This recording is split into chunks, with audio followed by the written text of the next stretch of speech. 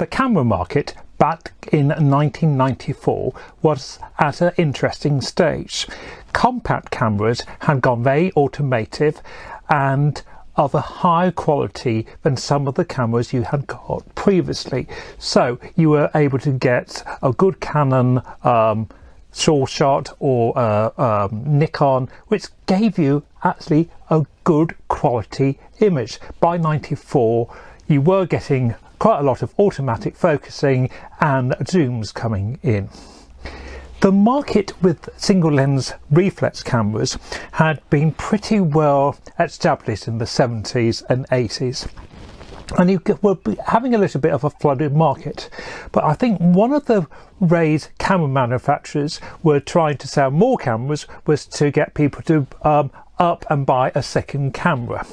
And I think this is where today's camera comes in. I'm talking about the Nikon F50. Now the F50 was introduced in 1994 and it's obviously, as you can see here, a single lens reflex camera. This was introduced as a starter camera, as a beginner's SLR, and it has a fair amount of automotive features on it.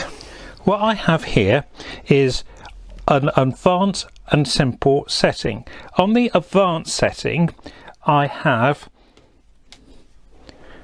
program, shutter, aperture priority and manual, and I can select any of those options by these four small buttons here. So if I go onto program, it will then also give me automatic program, landscape program, portrait program, and I've got a close-up and a sunset over here, and I can go forward for some other programs there.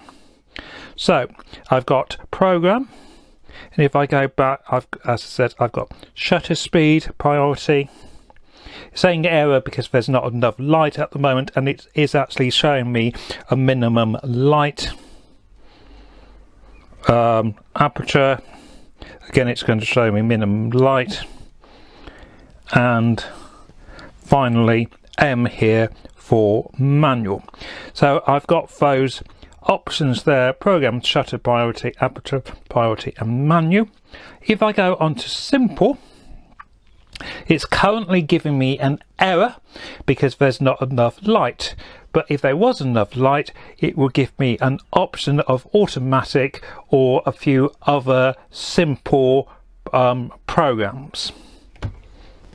This array of automation in this form was different to some other manufacturers, and compared to the Minolta and the Canon on the market at the same time, this was definitely aimed to be a really easy camera to use. In fact, when it's in this simple mode, it is very much a point and shoot camera. So I think what Nikon actually did do here was bring out a camera as a single lens reflex, which was basically a point and shoot. Unlike the F90 of the same era, there is no depth of field. You do have an option of manual or autofocus, so you can easily with this button here go onto autofocus there.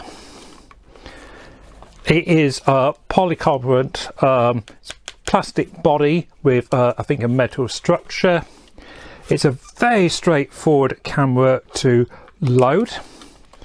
You simply load the film in here, pop it there, close, and it will load. We have actually got a aperture lock, exposure lock on the back, so if we've got our exposure and we want to move the camera slightly, we can do that. There's not a lot more to say about it. It is from the point of a, as I said, if you want a camera which is very point and shoot but still you can use a range of Nikon lenses, then this could be an interesting camera to use. What I find fascinating about it is its design with these four buttons are quite unique to any other camera of this period.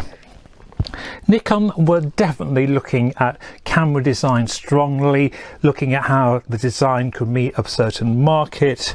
The viewfinder is excellent. You have all the relevant information. As I said, you've got a variety of lenses you can use. You are still using the AF lenses with the aperture down here.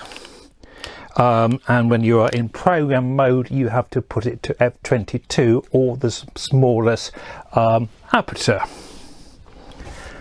From a design point of view, interesting, it was replaced by the F65, which I've talked about before, which was a very, in a sense, conventional camera and a similar camera to the EOS 300, which was out at the same time. In one area, I feel that this was the last of the sort of trying to be different type cameras, experimenting with different things. The F70, which I've talked about as well, was a camera with slightly different design features on it.